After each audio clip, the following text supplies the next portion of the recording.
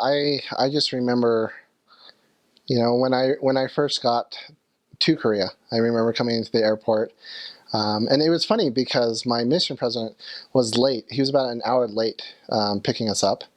And so when me and my district, we arrived, we came down the escalators, and we went to the place that we were supposed to meet.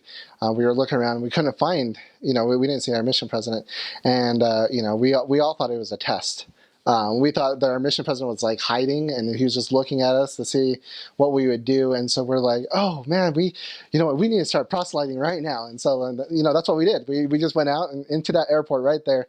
We weren't very good at the language. We didn't have a trainer. It was just, it was just us. And we just started talking to random people in our really bad Korean. And, we could, coming out of the MTC, you feel pretty confident, and you're like, I know the language pretty well. And then you actually get into the country, and then you realize, wow, I don't know the language at all. But it was a great learning experience, and it was fun. And then eventually our mission president didn't show up, and we found out later that he was just late. It wasn't a test, but when you're kind of new into the mission field, you're kind of like hypersensitive to all these different aspects. Definitely different, way different, and it's a cultural difference. Food's different. Food wasn't so bad for me because I'm half Korean. And so a lot of the food, I grew up with that food.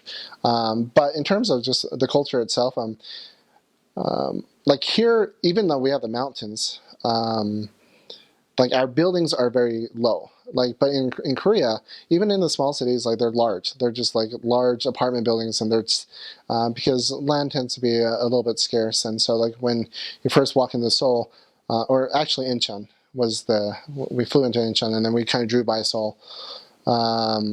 You just realize how big it is. Like you don't realize how big it was. And I'm not sure the current population, but at the time, it was 12 million people, roughly the size of Salt Lake, and it's just it's amazing. It's a huge city.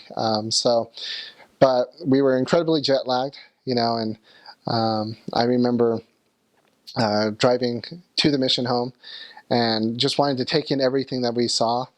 And as we were driving, all of us, we were all fighting to try to stay awake because we don't want to be sleepy or anything like that. We wanted to present this front of like we're here to be on our mission. But I remember that we were really jet lagged. But once we got to the mission home, it was funny because you could feel the spirit of the mission home. And it was something that I loved throughout my entire mission. Every time we were able to come back to the mission home, with my first mission president and our second mission president that I spent the majority of my mission with, I loved coming to the mission home because it just had the spirit about it that just cultivated there, and it was a great experience, and definitely different, and just the little things, even walking down the streets, it's just jam-packed wherever you went.